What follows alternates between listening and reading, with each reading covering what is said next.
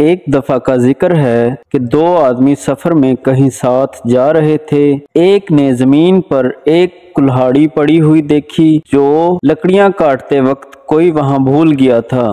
اس نے اسے اٹھا لیا اور دوسرے سے کہا، اے دوست دیکھ مجھے یہ کلہاڑی ملی ہے۔ دوسرے نے کہا، اے دوست یہ مت کہہ کہ مجھے ملی ہے بلکہ یہ کہہ کہ ہم کو ملی ہے، اس لیے کہ ہم دونوں اس سفر میں اور سفر کی تکالیف میں برابر کے شریک ہیں۔ تجھے چاہیے کہ اس کلہاڑی میں مجھے بھی شریک رکھ۔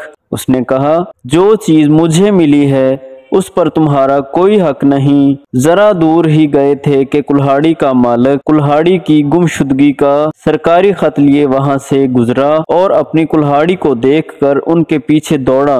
جس کو کلہاڑی ملی تھی وہ آدمی بہت ڈرا اور اپنے ساتھی سے کہنے لگا، اے دوست ہم پر بڑی آفت آئی ہے۔ دوسرا، تم ایسا نہ کہو کہ ہم پر آفت مصیبت آئی ہے بلکہ یہ کہو کہ مجھ پر یہ آفت آئی ہے۔ جب تو نے مجھے نفع میں شریک ہی نہیں کیا تو میں تیرے دکھ اور نقصان میں کیوں شریک ہوں؟